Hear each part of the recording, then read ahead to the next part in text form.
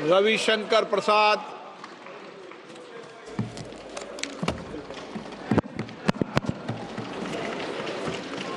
माननीय अध्यक्ष जी, मैं बहुत कृतज्ञ हूं कि मुझे इस महत्वपूर्ण बिल पर बोलने का अवसर दिया गया है। सर, मैं विपक्ष की बात सुन रहा था। मुझे उनके तर्क को समझने में थोड़ी कठिनाई हो रही है।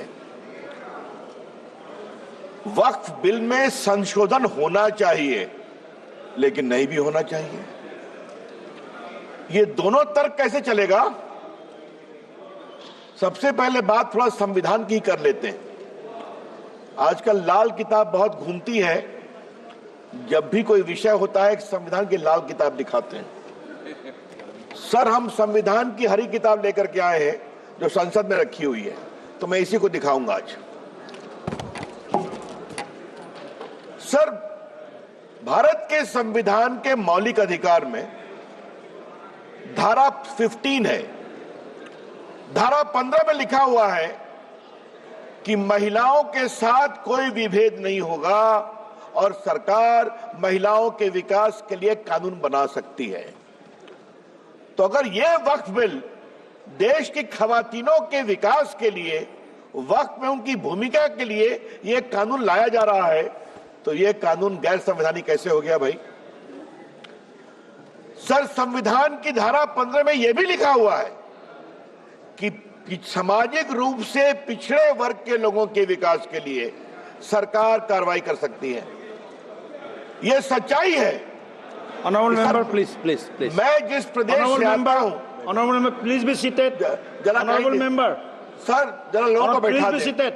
Honorable member, जरा बैठ जाए। Honorable member, मैं भी आग्रह करूंगा। see the back to the chair. Please be seated. Venugopal जी, जरा मैं बोल रहा हूं, आप भी सुन लीजिए। Mister Venugopal, Yes. Mister Venugopal ji, I am speaking, kindly have some attention to me. बैठिए। सर, मैं ये कह रहा था कि मैं जिस प्रदेश बिहार से आता हूं, वहां बहुत सारे पिछड़े मुसलमान हैं। उत्तर प्रदेश में भी हैं, पसमंदा कहते हैं हम, कई कैटेगरी के हैं। उनको वक्फ के मैनेजमेंट में अवसर नहीं मिलता। और अगर संविधान की धारा 15 के आलोक में इस बिल में इस बात का प्रावधान किया जा रहा है कि पिछड़े मुसलमानों को भी वक्फ में जगह दी जाएगी, उनको जगह दी जाएगी, तो परेशानी क्यों है इनको? और सर, जहां तक सर सवाल है सर, मैं ये बताना चाहता हूं कि संविधान की दुहाई का जवाब मैं संविधान से ही दे रहा हूं। ये वक्फ में जो संशोधन हो रहा है, वो मौलिक अधिकार की धारा 15 में उसकी अनुमति मिलती है। अब सर, धारा 25 की बात की गई सर। अब हमारे विपक्ष के उपनेता को मैं सुन रहा था, आपने धारा 25 का जिक्र किया, तो धारा 25 का क्लॉज 2 भी पढ़ लीजिए मेरे साथ। सर, मैं आपके सामने पढ़ना चाहता हूं। Nothing in this article shall affect the operation of any existing law or prevent the state from making any law regulating or restricting any economic, financial, political or other secular activity which may be associated with the religious practice। तो अगर वक्फ की जमीन बर्बाद हो रही है, अगर वक्फ की जमीन लूटी जा रही है, अगर वक्फ की जमीन हड़पी जा रही है, तो संविधान की धारा 25 ये अधिकार देता है कि कानून बन सकता है। तो कृपया करके कोई, अगर आप धारा संविधान की कोट करते हैं, तो पूरी की पूरी कोट करें। सर, मैं प्रावधानों पे आने के पहले एक और बुनियादी बात उठाना चाहता हूं। वक्फ के माने क्या है सर? माननीय मंत्री जी ने विस्तार से बताया है। Waqf is not a religious body. Waqf is just a statutory body. वो कोई धार्मिक संस्था नहीं है, वो सिर्फ एक वैधानिक संस्था है। सर, दूसरा सवाल आएगा सर। अच्छा, आप अपने पारी का इंतजार करिए ना। You are a very eloquent speaker, I know. Wait for your turn. Sir, इसी से एक और सवाल उठता है सर, मुतवल्ली की क्या भूमिका होती है? आज मैं चाहता हूं इस बात को सदन में रखूं और सदन के माध्यम से देश में जाए। सर, मुतवल्ली को सिर्फ मैनेजर बोलते हैं सर, और ये मैं नहीं बोल रहा हूं, मैं इस्लामिक लॉ के एक बहुत बड़े scholar Mulla law of Mohammedan law, इस किताब के मैं 3 लाइन कोट करूंगा sir. Mulla principle of Mohammedan law, M Hidayatullah जो भारत के पूर्व मुख्य न्यायाधीश थे, उन्होंने इसको रिवाइज किया था सर, बहुत बड़े जूरिस्ट थे, और मैं इसके सिर्फ एक पैराग्राफ को पढ़ूंगा sir. Para 202 mutawalli, under the Mohammedan law the moment a waqf is created, all rights property pass on the waqif and vested in the Almighty. The mutawalli has no right in the property belonging to the waqf. The property is not vested in him. He is not a trustee. He is merely a superintendent or a manager. तो मुतवल्ली साहब ये 8 लाख की property के खाली manager हैं, और क्या हो रहा है? तो क्या सरकार खामोश है? अगर वक्फ देने वाले की प्रॉपर्टी लूटी जा रही है तो क्या खामोशी चलेगी सर? ये तो नहीं चलेगी। सर, कुछ और मैं बुनियादी सवाल उठाना चाहता हूं सर इस बहस में, जो उठना चाहिए। ये 8 लाख संपत्ति है, इसमें कब्रिस्तान भी होंगे, इसमें मस्जिद भी होगी सर। आज मैं ये सवाल इस संसद के सामने उठाना चाहता हूं, कितने स्कूल बने वक्फ की संपत्ति पर, कितने अस्पताल बने वक्फ की संपत्ति पर, कितने स्किल सेंटर खुले वक्फ की संपत्ति पर, कितने अनाथालय खुले वक्फ की संपत्ति पर, कितनी बेवा विधवा बेटियों बहनों को सिखाए गए सिलाई कढ़ाई जीने का तरीका, गिनतियों पर भी आएगा सर। तो ये बार बार जो वक्फ की बात बोलते हैं, अगर आज इस कानून के द्वारा वक्फ की जमीन को रेगुलेट करके उसकी प्रॉपर्टी में फंडिंग अच्छी आए और उस जमात के लोगों के लिए इसका विश्वास बढ़े, तो इनको परेशानी क्यों होती है सर? सर, इस परेशानी की मैं वजह समझता हूं सर, और अब मैं इस परेशानी की वजह पर आ रहा हूं सर। दिल से तो कहते हैं कि हम चाहते हैं संशोधन हो, लेकिन राजनीतिक मजबूरी इनके पैर पीछे खींचती है सर। बहुत सालों से राग वही है, सुर वही है, तीखापन वही है, भाषा वही है। और मैं 3 उदाहरण देना चाहता हूं सर। याद करिए, शाहबानों के केस में जब सुप्रीम कोर्ट ने एक निर्णय दिया कि शाहबानों एक डिजर्टेड वाइफ थी, उनको कुछ 100 रुपये मिले, तो सुप्रीम कोर्ट के फैसले पर हो हल्ला किया गया। यही लोग हैं। और सर, उस समय राजीव गांधी इस देश के प्रधानमंत्री थे, 400 का बहुमत था, मात्र एक बेवा मुस्लिम 75 साल की महिला को कुछ 100 रुपये दिए गए, क्या हंगामा खड़ा कर दिया गया। और सर, आज जब मैं शाहबानों पर बात कर रहा हूं सर, तो मुझे अपने दोस्त आरिफ मोहम्मद खान के बारे में कुछ बोलना है सर। वो आपकी सरकार में मंत्री थे, उनका 2 दिन ऐतिहासिक भाषण हुआ था इसी सदन में कि सुप्रीम कोर्ट का फैसला अच्छा है। एकाएक हंगामा गया, राजीव गांधी हिल गए, डोल गए, कहे तुम वापिस हो जाओ, हम कानून ला रहे हैं सुप्रीम कोर्ट के निर्णय को उलटने के लिए। ये भी हमने देखा है ना सर। शाहबानों के बाद यात्रा आती है साराबानों तक सर, 3 तलाक पर। 3 तलाक को लेकर सर इतनी परेशानी थी, मुस्लिम महिलाएं गई थी कोर्ट में। और सर, मैं हाउस में आज कहना चाहता हूं, 2 साल तक इनकी सरकार ने सुप्रीम कोर्ट में जवाब नहीं फाइल किया, ताकि मामला लटकता रहे। और आज सर, मैं बड़े गर्व के साथ कहता हूं कि जब 14 में सरकार आई, तो मैं माननीय प्रधानमंत्री जी ने मुझे कानून मंत्री बनाया था, तो फाइल आई कि सर का जवाब फाइल करना है, सुप्रीम कोर्ट डांट लगा रहा है। तो मैं गया प्रधानमंत्री जी के पास, तो उन्होंने कहा जाओ कोर्ट के अंदर और कोर्ट के बाहर खड़े हो जाओ कि नरेंद्र मोदी की सरकार 3 तलाक की पीड़ित महिलाओं का खड़ी है। सर, आज मैं all India Muslim personal law के बारे में कुछ कहना चाहता हूं, बोर्ड के बारे में। सुप्रीम कोर्ट में जब 3 तलाक के मामले की सुनवाई चल रही थी तो all India Muslim personal law board ने कहा कि आप फैसला मत करिए, हम एक निकाहनामा बनाएंगे और पूरे देश में घुमाएंगे कि निकाह करते समय 3 तलाक नहीं दोगे, ये शर्त रखोगे। सर, याद करिए, कानून बना, इसी all India Muslim personal law board ने पूरे देश में 3 तलाक के खिलाफ एक बहुत बड़ा आंदोलन करने का, उकसाने का काम किया। ये भी, और ये लोग सब लोग खड़े हो गए, सब लोग खड़े हो गए।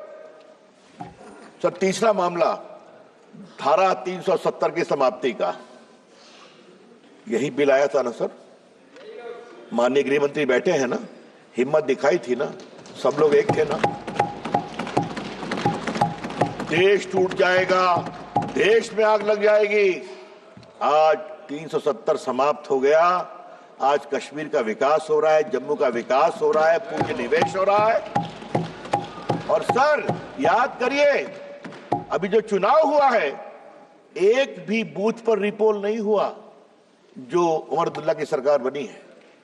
जहां पाकिस्तानी झंडे लहराते थे, आज वहां लाल चौक में तिरंगा लहराता है और भारत माता की जय बोलते हैं। सर, ये बात मैं क्यों बोल रहा हूं? सर, ये बात मैं क्यों कह रहा हूं? सर, मैंने 86 से 20 तक की कहानी बताई। स्वर वही है, सुर वही है, तलखी वही है, चाहे संशोधन लाओ वक्फ में, चाहे लाओ 370 में। तो हम ये भी कहना चाहते हैं कि अब ये नहीं चलेगा, और बड़ी जिम्मेदारी से कहना चाहता हूं। सर, एक सवाल उठाने की इच्छा होती है, वोट बैंक के लिए देश कहां तक जाएगा? क्यों जाना चाहिए? सर, आप याद करिए, मैं कहना चाहता हूं, सीए पर क्या क्या तूफान खड़ा किया गया। आप जो बाहर से हिंदू थे, सिख थे, क्रिश्चियन थे, उनको भारत लाया गया, उसका कोई असर हिंदुस्तान के मुसलमानों पर नहीं था, फिर भी तूफान खड़ा किया गया। और आज फिर खड़ा करने की कोशिश की जा रही है। सर, अच्छा जरा आप शांत रहिए। अरे धर्मेंद्र जी, कभी तो हमको सुन लिया कीजिए। अखिलेश जी सुनते हैं, आप नहीं सुनते, यही समस्या है। सुनिए सर, इससे जुड़ा एक और बड़ा सवाल है सर, और वो सवाल मैं उठाना चाहता हूं। मुस्लिम जमात इस देश के लोग हैं, जितना हिंदुओं का उतना आपका है, कोई शक नहीं है। लेकिन मुस्लिम जमात के आदर्श कौन होंगे? क्या मुस्लिम जमात के आदर्श वोटों की दलाली करने वाले, सौदागरी करने वाले होंगे? अगर ये है तो ये देश को स्वीकार नहीं होगा। हम बहुत विनम्रता से कहना चाहते हैं, मुस्लिम समाज के आदर्श होंगे मौलाना अबुल कलाम आजाद, डॉक्टर एपीजे कलाम, अब्दुल हमीद, अशफाकुल्लाह खान, रसखान, कबीर, मलिक मोहम्मद जायसी। जब मोहम्मद शमी फास्ट बॉलिंग करके आउट करता है, पूरा देश ताली बजाता है। और जब सानिया मिर्जा टेनिस में भारत का नाम ऊंचा करती है, हम सभी खुश होते हैं। ये तय करना पड़ेगा। हमें लगा था कि 25-30 साल के बाद वोटों की सौदागरी कुछ बंद होगी, लेकिन अभी तक बंद नहीं है। कभी तो आप लोग निकलिए उससे बाहर। ये देश बदल रहा है और उनकी संख्या देख रहे हैं। कांग्रेस कहां थी, कहां चली आई? अखिलेश जी देखिए आप। और सर, एक बात और मैं आज बताना जरूरी है सदन के स्मृति के लिए। राजीव गांधी को 400 सीट मिली, शाहबानों में वो इन लोगों के सामने झुके। उसके बाद आज तक कांग्रेस को बहुमत नहीं मिला। याद करिए आप, देश की हवा कहां बह रही है, समझिए अखिलेश बाबू। और हमको आप इतना आलोचना करते हैं, नरेंद्र मोदी जी को एक बार पूर्ण बहुमत मिला, दूसरी बार पूर्ण बहुमत मिला। आप लोगों ने संविधान का कुछ मिसलीड करके धोखाधड़ी करके यूपी में कुछ गड़बड़ किया, जनता को समझ में आ गया तो हरियाणा जिता दिया, फिर आपके महाराष्ट्र जिता दिया, फिर दिल्ली जिता दिया और अब बिहार भी जिताने वाले, निश्चित रहिए आप।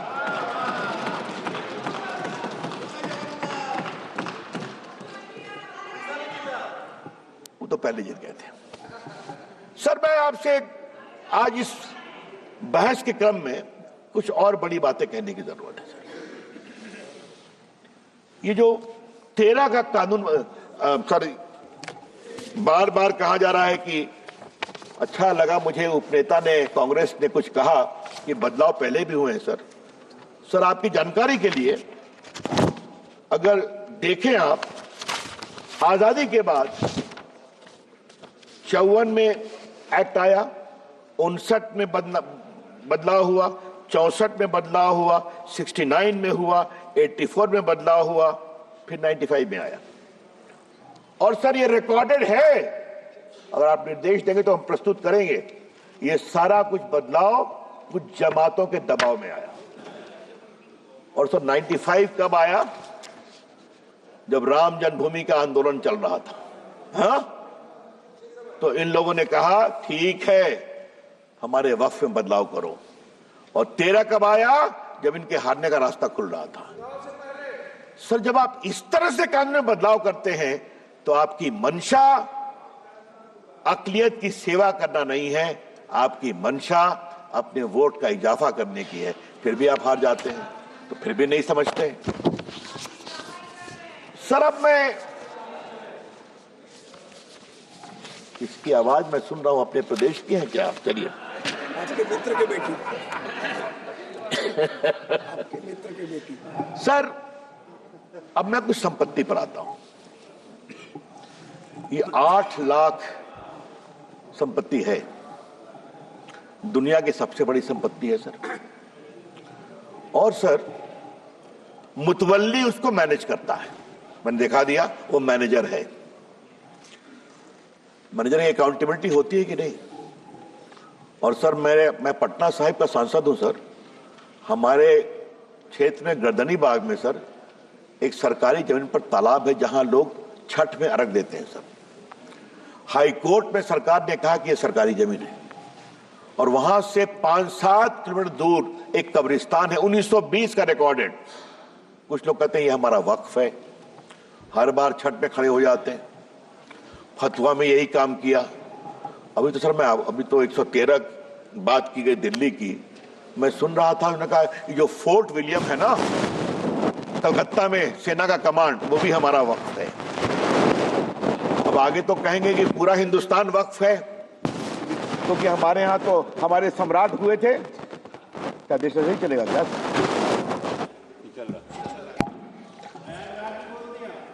अरे प्रयागराज में बोला, भोपाल में बोला, कहां नहीं बोला, मुंबई में बोला, जहां चले जाइए। सर ये देश ऐसे नहीं चलेगा। और मैं माननीय मंत्री से आग्रह करूंगा, एक बार सदन को विस्तार से बताएं जिस तरह से वक्फ का दावा किया गया, उसका दावा करने वाले कौन थे। और थोड़ा गहराई में जाएंगे, हम लोग भी देश घूमते हैं, तो मैनेजर साहब की बिल्डर से साठगांठ हो गई और वहां पर बिल्डिंग खड़ी हो जाती है। ये सच्चाई नहीं है क्या? वक्फ इसके लिए नहीं होता है। इसलिए ये पूरा बदलाव सर जरूरी है सर। सर मैं एक बात और कहना चाहता हूं इस कानून के संदर्भ में, लेकिन उसके पहले सर हम एक बिहार के बड़े वरिष्ठ नेता को भी कोट करना चाहेंगे। और सर आपसे मैं आग्रह करूंगा, उनका नाम मैं बाद में पढ़ूंगा, लेकिन मैं चाहता हूं कि उनकी बड़ी विद्वता भरी टिप्पणी थी सर, वो सदन के सामने आनी चाहिए सर, वो बहुत जरूरी है। वो उस समय सर पार्लियामेंट में थे और उन्होंने कहा था कि पूरा लूट लिया है, पटना में भी लूट लिया है, एकदम वक्फ का कानून होना चाहिए। और सर वो नेता जो थे, जो उन्होंने ये बात कही सर, वो हमारे बिहार के पूर्व मुख्यमंत्री लालू प्रसाद जी थे। तो मेरे पास उनका कोट है, अगर आप कहेंगे तो निकाल के पढ़ दूंगा।